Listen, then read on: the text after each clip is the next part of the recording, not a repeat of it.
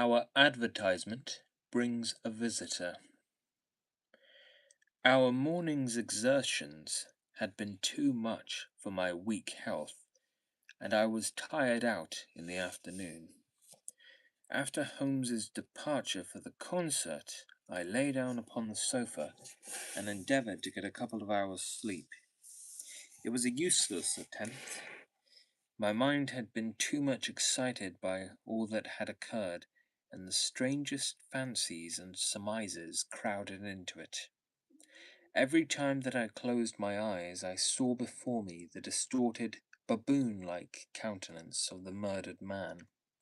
So sinister was the impression which that face had produced upon me, that I found it difficult to feel anything but gratitude for him who had removed its owner from the world. If ever human features bespoke vice of the most malignant type, they were certainly those of Enoch J. Drebber of Cleveland. Still, I recognized that justice must be done, and that the depravity of the victim was no condonement in the eyes of the law. The more I thought of it, the more extraordinary did my companion's hypothesis that the man had been poisoned appear. I remembered how he had sniffed his lips, and had no doubt that he had detected something which had given rise to the idea. Then, again, if not poison, what had caused the man's death, since there was neither wound nor marks of strangulation? But on the other hand, whose blood was that which lay so thickly upon the floor? There were no signs of a struggle, nor had the victim any weapon with which he might have wounded an antagonist. As long as all these questions were unsolved, I felt that sleep would be no easy matter, either for Holmes or myself. His quiet, self-confident manner convinced me that he had already formed a theory which explained all the facts, though what it was I could not for an instant conjecture. He was very late in returning, so late that I knew that the concert could not have detained him all the time. Dinner was on the table before he appeared. "It was magnificent," he said as he took his seat. "Do you remember what Darwin says about music? He claims that the power of producing and appreciating it existed among the human race long before the power of speech was arrived at.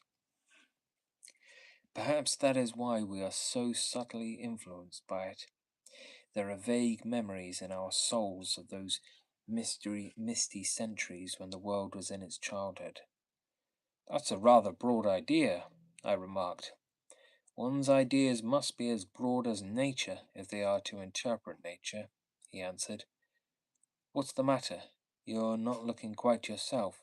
This Brixton Road affair has upset you." "To tell the truth, it has," I said. "I ought to be more case-hardened after my Afghan experiences. I saw my own comrades hacked to pieces at Maiwand without losing my nerve. I can understand there is a mystery about this which stimulates the imagination. Where there is no imagination, there is no horror. Have you seen the evening paper?" "No." "It gives a fairly good account of the affair. It does not mention the fact that when the man was raised up a woman's wedding ring fell upon the floor. It is just as well it does not." "Why?" "Look at this advertisement," he answered. "I had one sent to every paper this morning immediately after the affair." He threw the paper across to me, and I glanced at the place indicated. It was the first announcement in the "Found" column. "In Brixton Road, this morning," it ran. "A plain gold wedding ring found in the roadway between the White Hart Tavern and Holland Grove. Apply Dr. Watson, 221 Baker Street, between 8 and 9 this evening." "Excuse my using your name," he said. If I used my own, some of these dunderheads would recognize it and want to meddle in the affair." "Uh, that is all right," I answered. "But supposing anyone applies? I have no ring. Oh, yes, you have, said he, handing me one. This will do very well. It is almost a facsimile. And who do you expect will answer this advertisement? Why, the man in the brown coat, our florid friend with the square toes.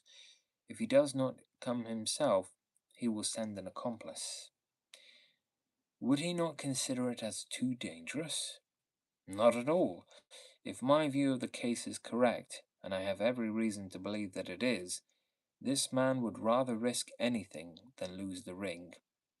According to my notion, he dropped it while stooping over Drebber's body and did not miss it at the time.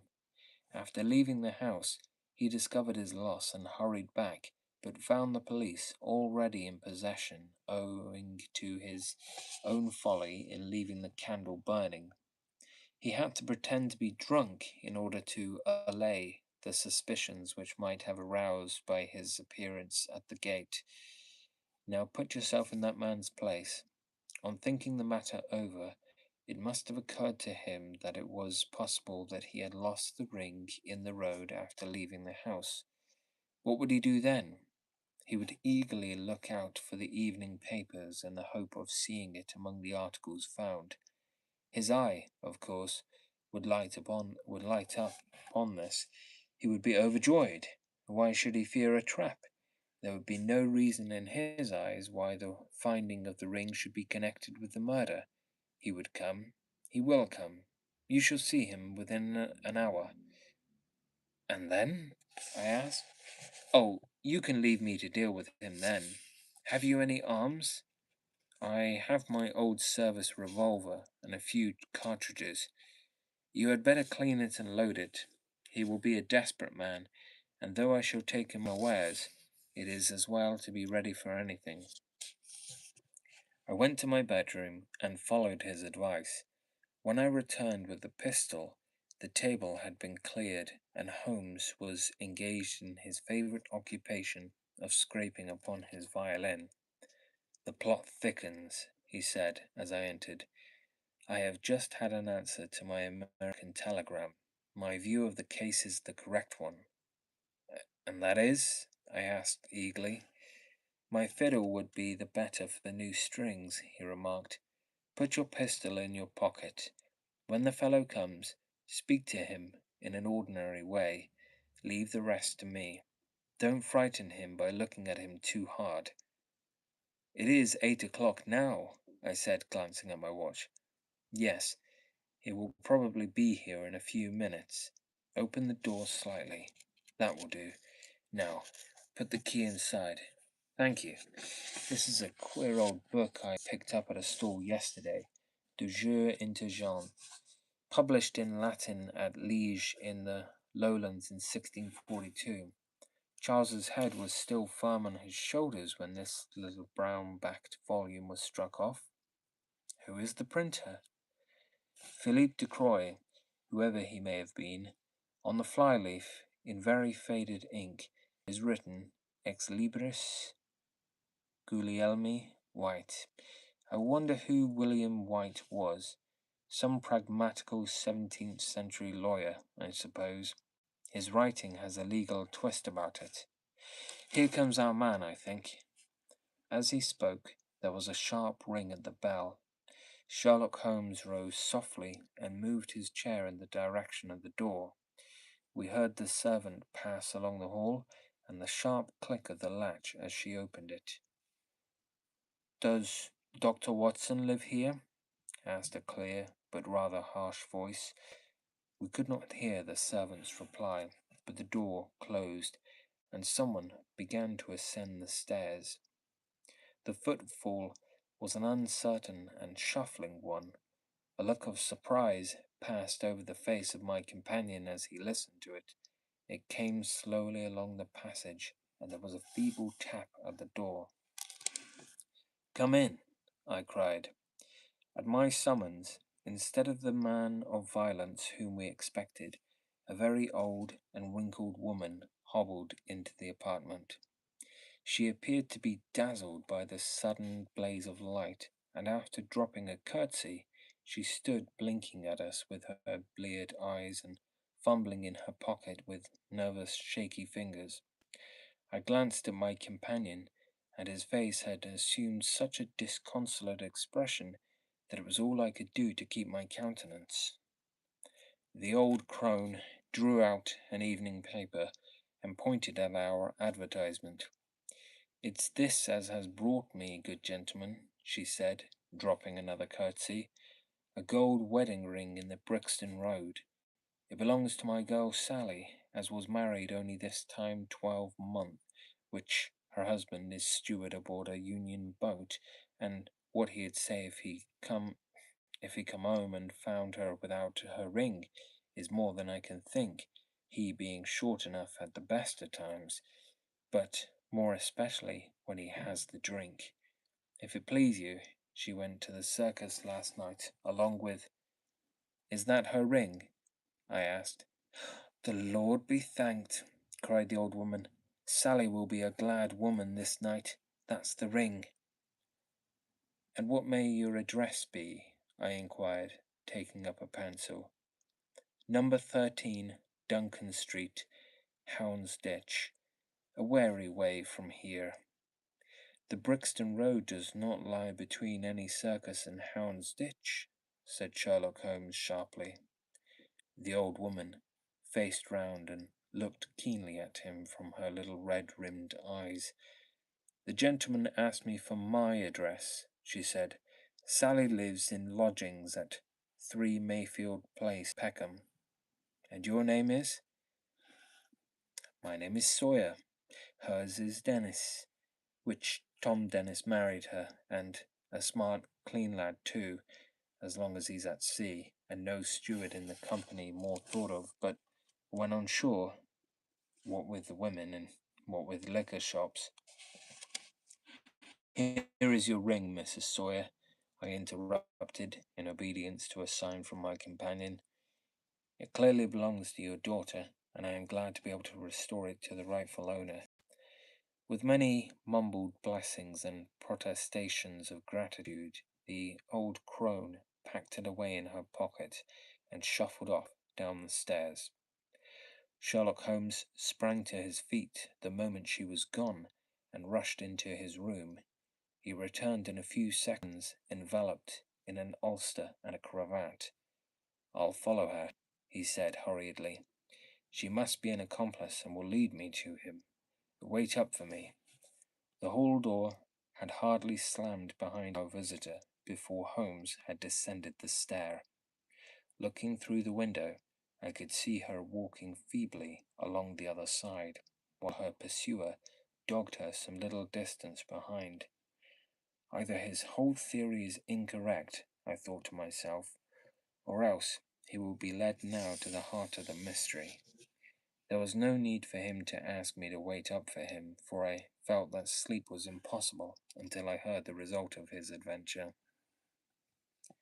It was close upon 9 when he set out. I had no idea how long he might be, but I sat stolidly puffing at my pipe and skipping over the pages of Henri Murger's Vie de Bohème. 10 o'clock passed, and I heard the footsteps of the maid as they pattered off to bed. 11, and the more stately tread of the landlady passed my door, bound for the same destination. It was close upon 12 before I heard the sharp sound of his latchkey. The instant he entered, I saw by his face that he had not been successful. Amusement and chagrin seemed to be struggling for mastery until the former suddenly carried the day, and he burst into a hearty laugh. "I wouldn't have the Scotland Yarders know it for the world," he cried, dropping into his chair. "I have chaffed them so much that they would never have let me hear the end of it. I can afford to laugh, because I know that I will be even with them in the long run." "What is it, then?" I asked. "Oh, I don't mind telling a story against myself. That creature had gone a little way when she began to limp and show every sign of being footsore. Presently she came to a halt and hailed a four-wheeler which was passing. I managed to be close to her so as to hear the address, but I need not have been so anxious, for she sang it out loud enough to be heard at the other side of the street. "Drive to 13 Duncan Street, Houndsditch," she cried. "This begins to look genuine," I thought, and having seen her safely inside, I perched myself behind. That's an art which every detective should be an expert at. Well, away we rattled, and never drew rein until we reached the street in question. I hopped off before we came to the door, and strolled down the street in an easy lounging way. I saw the cab pull up, the driver jumped down, and I saw him open the door and stand expectantly. Nothing came out, though. When I reached him, he was groping about frantically in the empty cab, and giving vent to the finest assorted collection of oaths that ever I listened to. There was no sign or trace of his passenger, and I fear it will be some time before he gets his fare. On inquiring at number 13, we found that the house belonged to a respectable paper hanger named Keswick, and that no one of the name either of Sawyer or Dennis had ever been heard of there. "You don't mean to say," I cried in amazement, "that that tottering, feeble old woman was able to get out of the cab while it was in motion without either you or the driver seeing her?" "Old woman be damned," said Sherlock Holmes sharply. "We were the old woman to be so taken in. It must have been a young man, and an active one too, besides being an incomparable actor. The get-up was inimitable. He saw that he was followed, no doubt, and used this means of giving me the slip. It shows that the man we are after is not as lonely as I imagined he was, but has friends who are ready to risk something for him. Now, Doctor, you are looking done up. Take my advice and turn in." I was certainly feeling very weary, so I obeyed his injunction. I left home seated in front of the smouldering fire, and long into the watches of the night I heard the low, melancholy wailings of his violin, and knew that he was still pondering over the strange problem which he had set himself to unravel.